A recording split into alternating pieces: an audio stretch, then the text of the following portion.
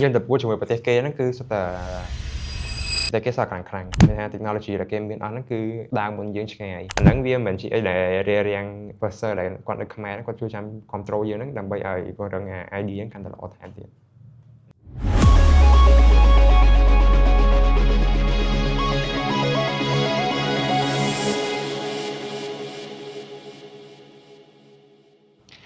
ចឹងខ្ញុំឈ្មោះគៀនយូហួងហើយសប្តាហ៍ថ្ងៃជាសិស្សនៅវិទ្យាស្ថាន Tech Global នៅក្នុង upskilling program មុខវិជ្ជា Data Science and Analytics ចំពោះកម្មវិធី Huawei ហ្នឹងគេហៅថា Sit for the Future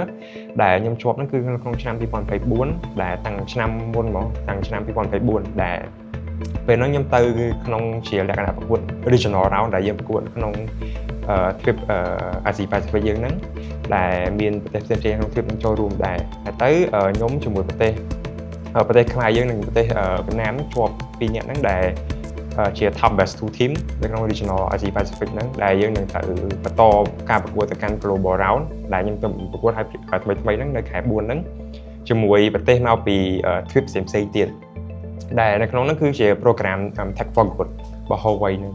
អញ្ចឹងនៅក្នុង Tech for Good ហ្នឹងគឺជា program ដែលផ្ដល់ឱកាសឲ្យ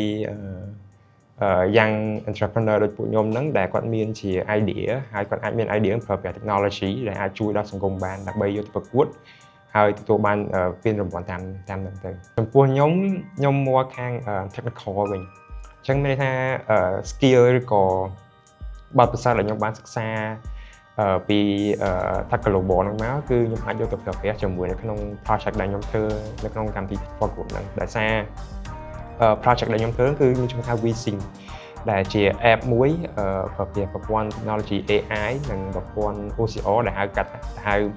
ពេញថា Optical Character Recognition Technology ដែលអាចឲ្យយើង scan blood pressure device បានដើម្បី track record ហ្នឹងហើយយក AI ទៅ analyze ដើម្បីចេញជា status មួយសម្រាប់ដល់ទៅកាន់ user វិញហើយ app ហ្នឹងវានឹងចាប់យក record នៅលើ device ហ្នឹងហើយវានឹង store នៅក្នុង database ហើយយើងនឹងមាន AI ដើម្បីទៅ learn និង analyze data ហ្នឹងហើយយើងមានជា insight ផ្ដល់ឲ្យគាត់វិញថា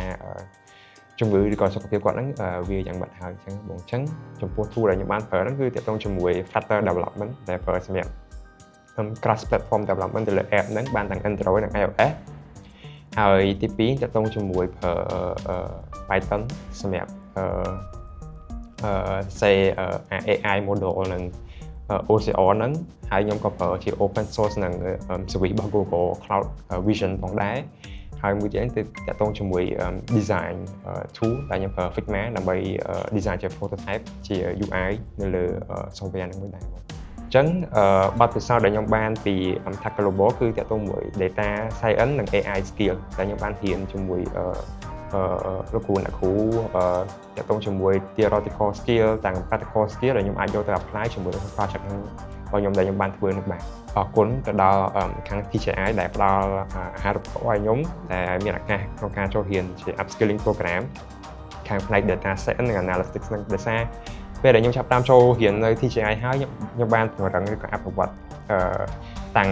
professional ទាំង personal skill របស់ខ្ញុំផងដែរដោយសារលោកគ្រូអ្នកគ្រូនៅ TCI គឺគាត់មាន skill និង experience ច្រើនដែលគាត់បានផ្ដល់ឲ្យសិស្សដូចជាខ្ញុំហើយខ្ញុំផ្ទាល់ក៏មានឱកាសក្នុងការជួបជាមួយមិត្តរួមថ្នាក់ផ្សេងៗបងដែលគាត់មានបទពិសោធន៍ច្រើនហើយគាត់យើងអាច share គ្នាបានអញ្ចឹង